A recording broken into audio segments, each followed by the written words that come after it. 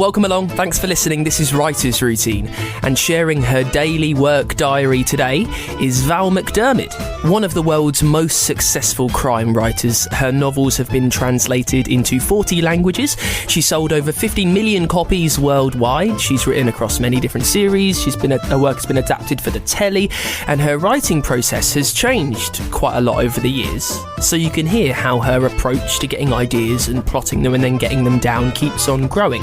And also, we talk about what it's like writing for a huge global audience. I mean, does that change the way that she tells stories? And we also learn about how much she plans her characters, knowing that she'll most likely be writing about them for many books to come. In the olden days, you got a character like Miss Marple, and, you know, she doesn't basically change as the years go by. It doesn't matter what order you read the books in, Miss Marple is essentially the same. Her arthritis gets a bit worse in the later books, but really not in a significant way that changes anything. There's no self-consciousness there. There's never a moment where she goes, these terrible things that have happened all around me, why is it that all my friends are dead?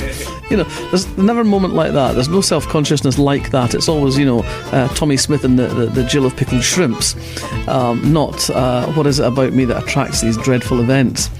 But I think with modern series characters, readers expect, and indeed for writers to maintain their interest, you have to develop the character. You have to allow the character to absorb the things that have happened to them and to change as a result. There is all that, and obviously loads more. Stick around, it's this week's Writer's Routine. Yes, hello, welcome along. This is Writer's Routine. It's the show where we take a look inside the working day of an author to try and learn some of the scheduling secrets of their success. My name's Dan Simpson, and if we're talking success, there aren't many writers around at the moment with more of that than our guest today, Val McDermid. We'll get really into it with her about that in just a sec. First, let me quickly say, in the next few months, we do have some honestly incredible authors on the show. I mean, starting today, what an example, Val McDermid. We've also got a Hay Festival award-winning literary fiction author on. We've got rom-com writers on the show. We've got an Australian sensation who is actually taking over the world with his work. And Jeffrey Deaver is even coming on. So you need to be a part of this. Make sure that you subscribe to Writer's Routine wherever you get your podcasts from, and that'll make sure the shows automatically download for you. And if that place where you get your podcast from, by the way, is over on Apple, do us a favour, find Writer's Routine on there and leave us a review. That way, everyone that needs the help of our writers can get the help of our writers.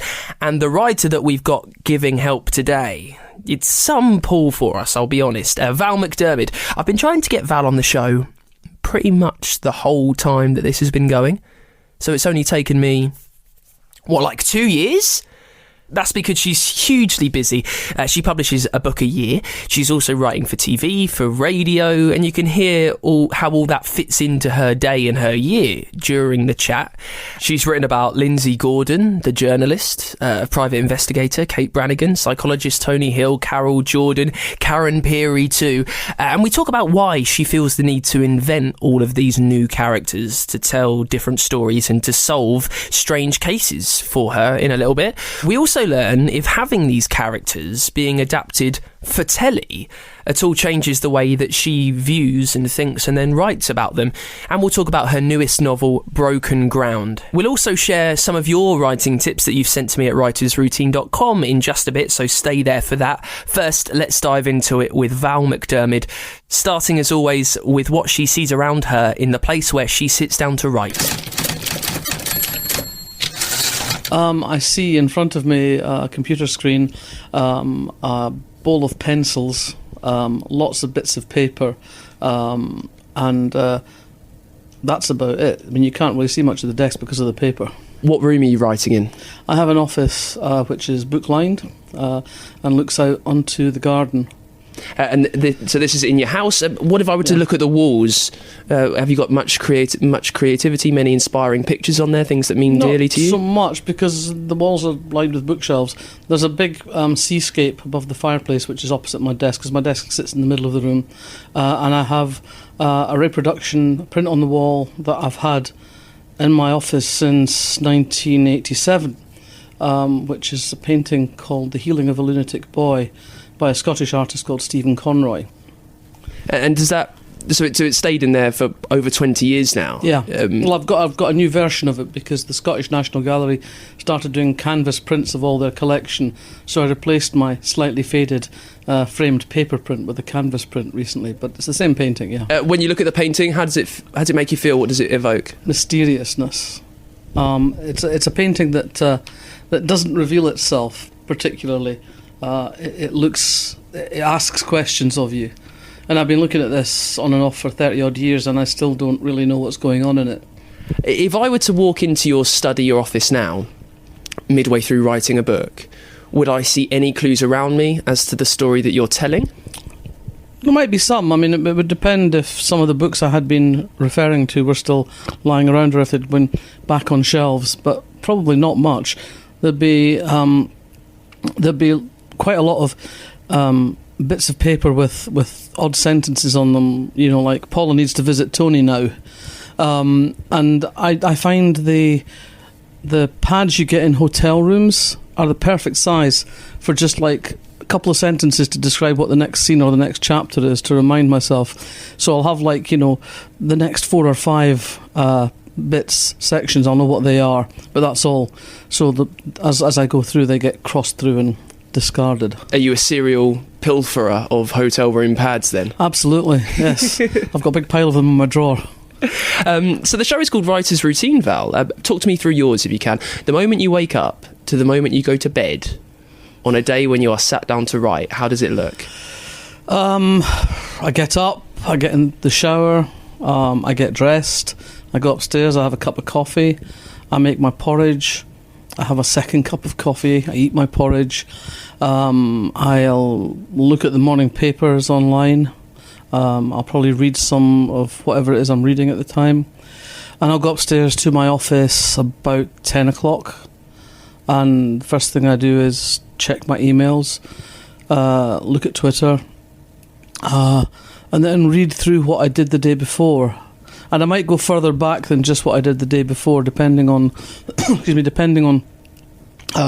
I am up to in the book. Because I like to, every now and again, I'll print out a chunk of like the last 50, 60 pages and read it through to see what the continuity is like, to make sure I haven't left the story strand alone for too long, or I haven't failed to refer to a character for too long.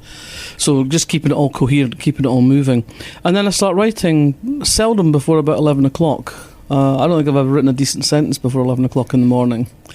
My brain just doesn't start working. And I tend to write in 20-minute bursts. So I'll write for 20 minutes and then I'll do something else. So it might be deal with my email, it might be go and make another cup of coffee, it might be go to the post office, it might be go to the shop and get another bottle of milk, something of that sort. I have a standing desk as well in my office, so I try to get up and go at the standing desk and I'll play a sort of, stupid little computer game for 20 minutes and then go back to work. So that's how the day unfolds in these 20-minute chunks, and then a break and 20-minute chunks, and at some point I'll have lunch, and I'll usually finish about 7 o'clock, and either I'll cook the tea or I'll go and annoy my partner while she's cooking the tea.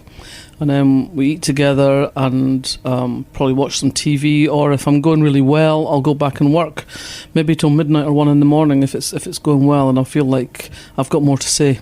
So you're certainly putting the hours in. The short space of time that, these 20-minute chunks, with all due respect, that is quite a short amount of time to sit there and bash out some words. How are you using those 20 minutes as effectively as they could be? I mean, you're so many books down now. Have you learned how to, write the story that you want to write first time? Yeah, pretty much. I mean, it goes down, sort of like bang, bang, bang, and then I've done enough concentrating. I need to put my mind somewhere else, park the next bit while the rest of my mind is dealing with something else. So the wheels at the back of my head, if you like, the subconscious wheels, can get turning and get the next bit lined up. So I sit down and I'm ready to roll. Some days it's really, some days I'm lucky if it's 1,000 words, especially when it's towards the beginning of the book. And some days I might do 5,000 words. And what's your edit like? Well, because I edit as I go. I revise, as I said, in the morning before I start. And then I get to the end of the first draft, I do a read-through edit, and then off it goes. When I speak to authors much like yourself, who are incredibly prolific and have been successful over quite a time, I always like to try and figure out how the writing routine has changed along the way. So if I can try and draw you back to your first book, this would have been Report for Murder? Yeah. Talk to me about how that got itself down. What was your writing routine like back then? Well, nobody knows what process works for them when they're writing their first book. You just shamble along, and you kind of assimilate things that you've heard other writers say or that you've read other writers saying, and think you know how you're supposed to do it. I mean, I wrote my first book in fountain pen on foolscap paper because I thought that's what you did. And I made lots of corrections as I went along in different coloured inks. And then I typed it up, and then I made a lot more corrections. Some of them in ink, some of them on typing paper, some of them sellotaped in place, some of them written on the back of the typescript. And then I typed it all up again, and I made more corrections. And the final time I got it typed up by a friend of mine who had better secretarial skills than me and made fewer typing errors than I did. And so that was how I did it the first time. By the second book, I had discovered the word processor. I mean, we're talking the late 1980s here. There wasn't much in the way of computer technology, but because I worked in journalism and we had computer technology by then, I understood the advantages of doing that. So I bought myself an Amstrad PCW and used that until I got my first PC, which was probably about 4 years later. Let me take you back to the first one.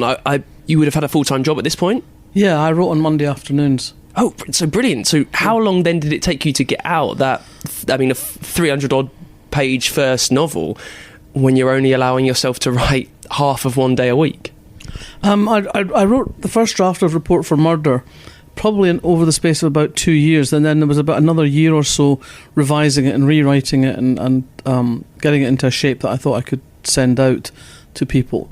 And then it was about a year and a half in the editorial process at the Women's Press. You've mentioned the advent of the word processor for you. If you can you try and... This might be quite hard to unpick.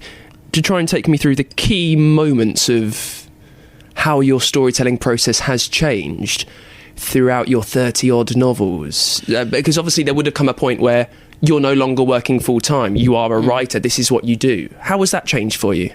Well, I think by the time I got to the end of the first novel, I realised that I had wasted a lot of time by not planning at all. I mean, I kind of knew broadly what the story was. I knew who was going to be dead and how they got dead and who killed them. But I didn't know any of the ins and outs. I didn't really know who the characters were. And I wasted a lot of time, wrote myself into blind alleys. And I thought by the time I came to the second book, I really should plan it out a bit better. So by the second book, I wrote about a page of A4 of an outline. And that helped quite a lot, but it still wasn't enough. So by the time I got to the third novel, I was planning it out really carefully. I used to use file cards, and I'd have a file card for every section or every chapter. And when I started writing the Kate Brannigan novels, because they are sort of multi-stranded plots, I started writing them started planning them out on different coloured file cards. So I'd have a pile of blue ones and a pile of yellow ones and a pile of pink ones. It was a bit like Countdown, I'll have 2 from the blue pile and 1 from the pink pile, Carol, until it made a sort of narrative sense in my head. And I would start at the beginning and I would work my way through the plot to the end. And that worked very well for me. It felt like having a roadmap. Some people say, "Oh, if I plotted it out like that, I would be too bored to write it." But I found quite the opposite. I found it a kind of safety net. It was like I knew I had that road to follow. So I knew if I took a diversion along the way, which I quite often did because I thought of a better way of doing something or a more interesting way of getting to a particular point in the story, but I knew where I was always coming back to on the story spine. So it was like a security blanket almost. I knew I couldn't get lost, and so I could move forward, concentrating on dialogue, concentrating on character, and move through to the end of the story. And that worked for me for a long time. It worked for about, I guess, about 14, 15 novels. And then it stopped working. And it literally just stopped dead. I was planning out a particular book, and I planned out the first third, maybe a bit more than the first third, and I just couldn't pin it down. It was like you know when you're a kid at school and you've got a blob of mercury and you have sort of chasing it around the lab bench, and it was like that every time I tried to pin it down, it would kind of skitter off and disappear from my grasp, and I was really struggling with it. And I eventually thought, well, I'll just write as far as I've got, and then I'll know what to do, because when I've been writing things on file cards, there was always a file card somewhere in the pile that says something has to happen here, but I don't know what it is yet, but I'll know when I get there. And that had always worked and been effective, I suppose. So I set off writing the book with the file cards, and I got to the point where the cards ran out and I didn't know what to do next. I was really struggling and stuck. I knew what the end of the book was. I knew who was committing these crimes and why they were committing them and who the victims were. But I couldn't figure out how to write my way through the middle section of the plot at all, and I was quite panicking. It was kind of weird. It wasn't a writer's block, because I was writing other things, the other kind of things that go on all the time when you're writing a novel. You know, short stories, the odd bit of journalism, the odd essay or whatever. But I could not pin down this novel, and I was really starting to panic. You know, and every now and again my editor would ring up for a cosy little chat, and I'd go, "Yes, I'm writing. Everything's fine," which was a lie, because it wasn't. And eventually I had a couple of weeks to go to my deadline, and I was in a state of complete and utter panic, and I ran away. I went off to a place that I go and stay in Italy, which is 2 miles up a dirt road. At the time there was no phone, no radio, no TV, no internet, no nothing. I just said, I'm going to make myself write every morning. So I got up every morning and I sat down with my laptop and I worked until 7:30 at night, and I had a shower and I had one of Mama Rosa's home cooked dinners and a bottle of red wine, and I went to bed and got up in the morning and did it all over again. And I somehow forced my way through to the end of the book. I wrote 65,000 words in 9 days, which is insane. And at the end of it, I couldn't even speak in sentences. You know, the last day I was there, I thought, I'll go into Siena and have a nice wander around, nice cup of coffee sitting in La Plaza de Signoria. And I got up that morning and I just went and sat by the swimming pool with my mouth open all day. I couldn't even read. And I sent this first draft off to my editor. I didn't even have time for a proper read-through, and I got back and she called me up and said, "Oh, this is the best first draft you ever handed in." And I was thinking, oh God, no, is this what it's going to be like from now on? You know, I thought I could just go back to the way it was before, but it just didn't work for me like that anymore. So now I write in a much more free form. I kind of know the broad sweep of the story. I know the arc of the story. I know who gets dead, basically. I know who did it and I know why they did it. And I know maybe 3 or 4 of the crucial turning points of the story along the way. I know whose book it is. And that's about it. And then I start writing. I spend time with the characters before I start writing. If you're working in a series character, if you're in a series novel, you've got a nexus of characters already there. And so you kind of know what their limitations are, you know what their strengths are. So to some degree that dictates the way the story is told. You know, Tony Hill isn't suddenly going to become an action hero and leap tall buildings with one mighty bound. So you know what they can and can't do, and that, as I say, that kind of steers the way you tell the story.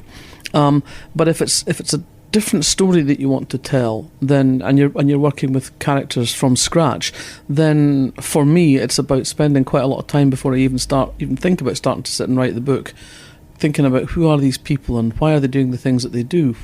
Why would you do that? Why would that be something that makes sense to you? So that can be months, years before I'm ready to start the book. Well, how about this then? So with Kate Brannigan, for instance, and you've got this idea for a character. Most of your stories are series-based, so you know that she's going to crop up time and time again.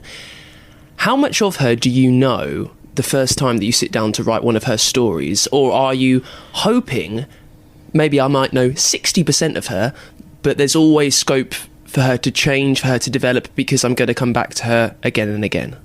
Yeah, I mean, I think with Kate Brannigan, I knew right from the start I was writing a series. So I seeded certain things that I knew I could use as the series developed. Like her relationship with her boyfriend, her best friend, some of the people that she knows as colleagues. So I set certain things up that I knew I could work with going forward. But there were things about her that I didn't know and that I didn't have to know at that point. And I think with series characters, these days, people expect a series character to develop, for them to carry the weight of what they've done, what's happened to them. In the olden days, you got a character like Miss Marple, and she doesn't basically change as the years go by. It doesn't matter what order you read the books in. Miss Marple is essentially the same. Her arthritis gets a bit worse in the later books, but really not in a significant way that changes anything. There's no self-consciousness there. There's never a moment where she goes, these terrible things that have happened all around me, why is it that all my friends are dead? There's never a moment like that. There's no self-consciousness like that. It's always, Tommy Smith and the Jill of pickled shrimps, not what is it about me that attracts these dreadful events. But I think with modern series characters, readers expect, and indeed for writers to maintain their interest, you have to develop the character. You have to allow the character to absorb the things that have happened to them and to change as a result. So at the beginning of a series, you can't really know what you're going to do to them as the series progresses. So to that extent, you're writing in the dark at the beginning. You don't know at the beginning which way you're going to take them. But most of my series have not really started with the intention of being series. And when I wrote The Mermaid's Singing, I didn't intend to start a series with Tony Hill and Carol Jordan. But as I wrote the book, it became clear to me that the nature of their professional lives and the nature of their personalities meant there were a lot more stories that I could tell in their world, and so it developed the way it did. And if I'd thought at the beginning it was going to be a series, I would probably have made some different decisions, to be honest. You mentioned the intentions that you have when you set out to write your books, what you initially know. I'd like to unpack that a little more if we can. So let's talk about the most recent published work that you had, which would have been Broken Ground. Mm-hmm. Talk to me about the very first moment that the idea for that story came into your head. Well, I was in Cromarty in the Scottish Highlands for they have a crime weekend in April, a sort of small festival up there, and I was up there for that. And we'd gone for a walk on the Saturday morning out to the point on the Bay of Nigg, and it was a beautiful morning. And I remembered that I had read a sentence in a biography of Josephine Tay recently, and I remember that this sentence had reminded me of something. It's stupid. It reminded me of something that I knew, but I'd forgotten I knew, and that was that in the Second World War, the Scottish Highlands, north of the Great Glen, was a restricted area. If you wanted to go to that area, you had to have a military pass. And if you lived there, you couldn't go more than 20 miles from your home without written permission from the military authorities. And mostly people didn't know, and we didn't know until relatively recently what was going on there during the war, because all these things were papers were all locked away. But we now know that there was lots of things going on in the Highlands. The commandos were being trained there. The SOE operatives were being trained there in all the skills they needed to operate behind enemy lines. The submarine fleet was being refuelled and supplied at Lough Hugh. The Russian convoys were setting off from Lough Hugh to go across the North Atlantic. So all this stuff was going on that the rest of us knew nothing about at the time, or indeed for quite a long time afterwards. So I thought there must be a story lurking in there somewhere. There must be something I can use. I need to find out more about this. And so I was just saying this to my partner. I said, let's go back to town, and they've got a bookshop there. I'm going to ask if they've got any books. They must have some books about the area during the Second World War. So we trundled back, and I went to the bookshop, and I said to the bookseller, have you got any books about this area in the Second World War? And she said, no. So I was thinking, oh, great, just great. Because, once I get an idea in my head, I really want to pursue it, and I couldn't, and that was really frustrating. But she said, but a funny thing happened a couple of weeks ago. This couple came in, and then she told me this story about this couple who were heading to Shetland, because the woman's father, during the Second World War, had been stationed there, and at the end of the war, the troops had been told to destroy everything that wasn't being shipped back to the mainland, to burn it or bury it.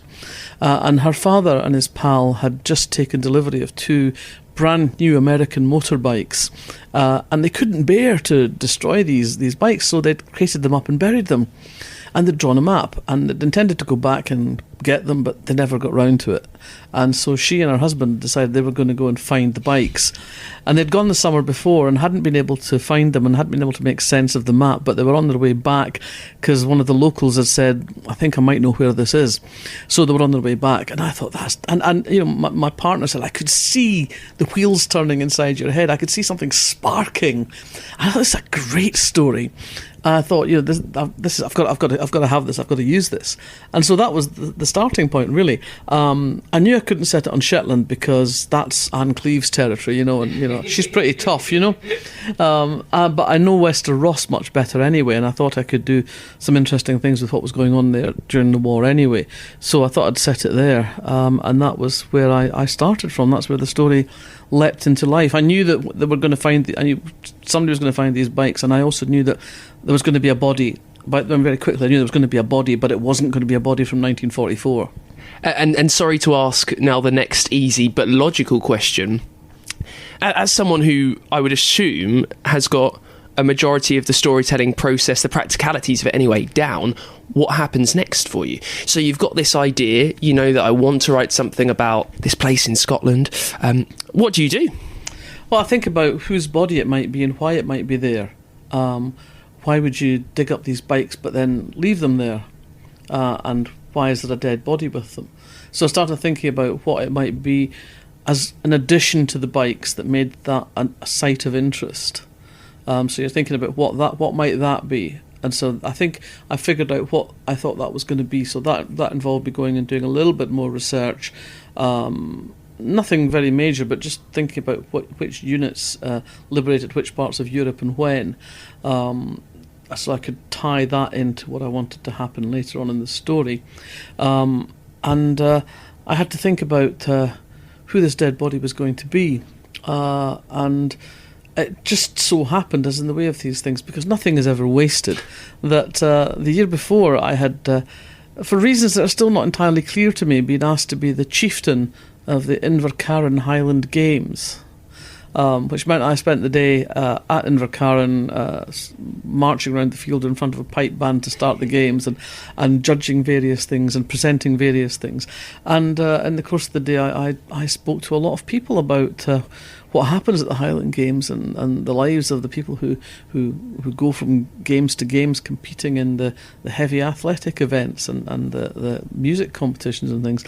And from there I thought, I can use this to make this other half of the plot work quite well. It gives me a body, it gives me the right kind of person to put in the place. And I thought, oh, why? And then I thought that I want to. I mean, obviously, one of the things is I think the crime novel has very much become the novel of how we live now. This is where you go to find out how we live now, how we lived then. And so I wanted to bring in sort of the contemporary concerns of what the perpetrator behind all of this, what they were involved with, and I wanted to bring some moral dimensions into this as well, because I think at the heart of these novels, the Karen Pirie novels, there is often a moral element to her investigation of cold cases, why people committed the particular crimes they did. Right, we'll get more from Val in just a sec. First, let's get some of your writing tips on the show. If you've got something that has really helped the way that you tell your stories, maybe a little trick that helps you get your fingers on the keyboard, something that greases the sides and eases your writing block, let me know what it is right now over at writersroutine.com. It'll be really helpful to then share it on the show. Carly Greenwood has done that. Thank you, Carly. She says that distractions are the pain. Yeah, I know, it always comes to distractions, doesn't it? She says, put your phone on airplane mode. Freedom on your internet. Just turn off the world around you. Dive into the one that you have created in your story. And also, Kate Brunning slightly says the opposite to that. She says, thanks for this, Kate.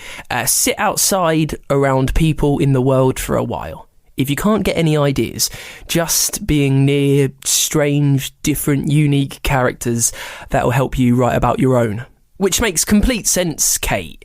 You know, I often think that all the inspiration that we need for our stories is already out there. It's just by finding the people who you need to write about and kind of changing it to something that works for what you want to tell. Thanks for the tips. If you've got something that has really helped the way that you tell your stories, you can fire it over to the contact page over on our website. Hello, my name's C.L. Taylor and I'm the author of Sleep, which is out on the 21st of March 2019. My writing tip is, if you're stuck for a surname, go on Facebook, look at your friends' pages and their friends' pages and choose someone's surname that appeals. Now, you can hear more tips from Callie in her full episode. It's over on our website, and you can leave me your tricks, tips and hints, and I'll read them out next week over at writersroutine.com. Let's get back into it then with Val McDermid, our esteemed, fantastic guest this week. Her novels have been translated into 40 languages. She sold over 15 million of them. And her new one, Broken Ground, it's out right now and it's way over her 40th book. I'm not sure of the actual number, but there have been a lot. Now, in this part, we talk about second-guessing the readers and why you shouldn't try. Also writing for telly, and we pick things up with more about her characters. Even though she's got these thick, plot-heavy, structured books, it's always about the characters. So you're never going to believe and care about a crime story if you don't ultimately have any respect or even believe that the characters can exist. And Val has so many characters that I was wondering, how does she know which story that she's creating belongs to which of her characters? How does she sort that out? And how does she let her ideas breathe? For me, stories stay in the head a long time before they're ready to be written, so I kind of know what the next Karen Pirie book's going to be about. At least I think I do. Might have forgotten by it. But yeah, I kind of know what the next Karen Pirie is going to be, but it's not ready to be written yet. Ideas come, they start to form, they take shape. I tell myself the story of this, and then I go like, that's a Tony and Carol, or this is a whole new thing. I'm going to have to think of a different way of different set of people to do this. Or I've got half of a Karen Pirie idea. How do I make it a whole idea? You know, I've got the beginning idea. The next Karen Pirie, I've got the great beginnings of an idea, but I'm not sure how to form it yet. We've talked about the writing routine of a day. For a minute, can we just talk about the writing routine of a story? So like the yearly calendar. So say you get an idea today for a new Karen Pirie story. Structurally, timeline wise, how does it work? When would you start to write it? When would you hand your first draft in? When would you see that being published? When it's ready. I mean, I write a book every year. I write between January and April. That's when the books get written. So every January so far, I've always had a story ready to roll. But I don't sit and think next year it's got to be a Karen Pirie. I better have an idea. I mean, because I'm thinking about the next Karen Pirie. You know, I was thinking about that 6 months ago. But only because I'd had an idea that worked for Karen. So ideas start to take shape, stories start to tell themselves to me, and they're not always, they don't always take shape quickly. Sometimes you have I remember with one book, Trick of the Dark, for example, I had a brilliant idea, and it happened over the course of a weekend. I was in my old college at Oxford for a conference, and there was a wedding going on in the grounds on the Saturday afternoon, and someone had mentioned this earlier, and I was sitting down by the river because I was bored with the conference, and I saw the wedding party arrive, a beautiful bride, you know, very handsome groom, and I recognised the mother of the bride as someone who taught me when I was an undergraduate. And therefore, I understood that the bride was someone I had babysat for many years ago. And that's a nice little story. And for most people, that would be the end of it. But because my mind works the way it does, I was thinking, okay, so what kind of backstory might there be between two people when this sort of coincidence would set a whole lot of wheels turning? What might the story hiding in the darkness be? And so, you know, I mean, by the end of the day, I knew that the bridegroom had to be dead by bedtime. No one that you meet is ever safe. No, absolutely not. No.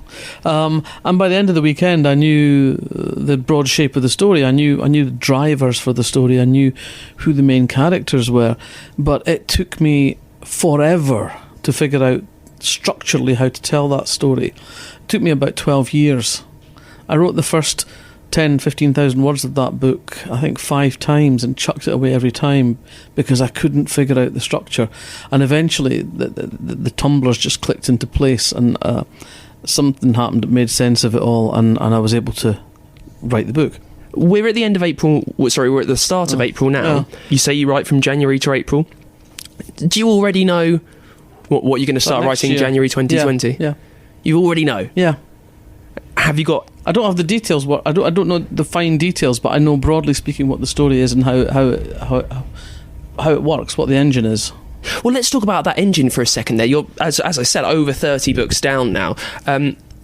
Is there for want of a better word... This is a more interesting question now since you've told me that you struggled with the structure for a story for 12 years. Is there almost like a storytelling machine for you in place? Because you have told so many stories that are of a similar vein now. You know that when you've got an idea and you write the story, this will happen in it, this will happen in it, this will happen in it, this will happen in it, without using, this is an awful word, don't mean it like this. Is there a certain storytelling formula? I don't know that there is. I mean, structurally, my stories have been very different. There are some that have a certain kind of pattern, but there are others that don't. I mean, when I wrote the book, The Wire and the Blood, several reviewers said this turns all the rules of a crime novel on its head. This breaks all the rules. And when I sat down to write that, I wasn't thinking, aha, I'm going to very cleverly break all the rules. I just thought, how am I going to tell this story? So how it works, I suppose, with me is I have an idea for a story, and then I have to figure out how that story can be told, and it's not always straightforward. So with A Darker Domain, for example, it's a cold case story. It's set against the miners' strike of 1984, and Karen Pirie is conducting an investigation, and when she goes to interview people about the events of 1984, what you don't get is the interview of Karen talking to the person. What you get is the scene from 1984 that the person is talking about. Does that make sense to you? It makes perfect sense. Right. So the book progresses, but all these flashback scenes are not in sequence. So the reader has to work quite hard to figure out how things piece together, because you're getting it piecemeal. So it jumps about in time and it jumps about in terms of who we're talking about. And that was the only way I could find to tell that story. You mentioned Wire in the Blood. Yeah. You were still writing that while that was on telly. I was still writing the series But how much does the portrayal of your character on the TV affect your portrayal of the character on a page? Not very much, I think, really. Tony Hill's pretty clear in my head from the get-go. I mean, there are one or two things that I thought were quite useful to pick up from the television series, because a lot of what happens in the books, happens inside Tony's head. And it doesn't make very good television to have somebody sitting on an armchair going, it's a bit dull. So we developed a different sort of grammar of the storytelling on screen. So we got the whiteboard that he would write things on and explain things or not to people, and talking to himself. And so I thought that those are both quite useful techniques I can use within the book. But I had I had a pretty clear idea of him, and I had a very clear idea of Carol Jordan, and in a funny kind of way it helped that she left after 3 series and they brought in a different character altogether, because nothing was really interfering with my Carol Jordan in that way. But I think you have to just, if you give things up for adaptation, you have to just turn your back on it in a sense and say, that's the telly, these are the books, and what happens on the screen really shouldn't affect the books. To be honest, I don't think about readers when I'm writing. When I'm writing, my principal concern is to write the story I want to tell the way I want to tell it. I suppose I'm writing the book I would want to read in that sense. So I don't sit and think, oh, this is going to upset people, or oh, perhaps I should tone this down a bit because it might upset someone, or someone might not like this approach, or this might alienate some readers, or this might attract readers in a particular way. And I've never sat down and thought, what's working in the marketplace? Should I write something that's commercially whatever? I write the books I want to write, and that's all I've ever done. I think if you start second guessing what readers want to read, then you're probably, hog-tying yourself and censoring yourself and not writing from the heart anymore. let's think about the readers just one more time then. I think about them afterwards because often they have really interesting insights into what I've written. Sometimes they see things that I didn't even know I was writing. What do you expect a reader expects of a Val McDermid story? I think they expect to be entertained. I think they expect to be challenged. And I think they expect to close the book with something to think about. There you go, very simply put. Yeah. Well, the last question then. I've mentioned, and sorry to say again, but, you know, a hugely prolific author over, 30 years now. What storytelling secrets have you learnt along the way? What have you picked up that helps you tell your story in the best possible way? Patience. Don't push it. Give a story time to breathe in your head and on the page, really. You know, when I start a book, it's been in my head for quite a long time, usually. And when I start the writing process, I feel my way into a book quite slowly. You know, the first month, January, if I write 50 pages, I'm going really well. You know, so quite often it's maybe 1,000 pages, 1,000 words a day, maybe even less than that when I'm beginning with, because it's kind of feeling my way into the mood of the book, into the mood of the story. And also, as I say, when you get an idea, to be patient, not to feel I've got to run with this right away. And I think it's about being excited about what you're writing. You always should write what's in your heart and your head. Always write the book that excites you, not the book that you think your publisher wants you to write. I think people often get stuck in the trap of thinking that because the publisher wants them another one of the same, that's what they have to do. And sometimes you just have to turn around and say, no, that's not the book I can write next. I can't do that next. And, you know, sometimes it pisses your publishers off, but sometimes they're delighted in the end because they've got a much better book than they would have had otherwise. And that is it for this week's Writer's Routine. Thank you so much to Val for coming on, for making time. It's been a long time trying to get her on the show. And even though it's taken 2 years, I think it was worth it. I really appreciate her and her publishers and publicity people making the time wriggling free a spare hour. So I really, really thank them for that. You can find out loads more about her work right now over at writersroutine.com. And while you're there, I'd love you to send over your writing tip. Fire it to the contact page on the website, then I can share it on the show and we can help other writers. We can all kind of come together as the nice writing community that we are. I know, very sweet. Also, let me know about it on Twitter. We're at WritersPod there. We're on Instagram as well, Writers Routine on the Insta. Next week, we have Namwali Serpell on the show, who's just written this fantastic literary fiction history of the nation of Zambia. Follows loads of generations living in that country and the different types of challenges that they've faced. It's amazing, and she's such a student of telling stories. You want to come back for that, I promise. It's a fantastic chat. Make sure you're here next week on Writers Routine. I'll see you then. Bye!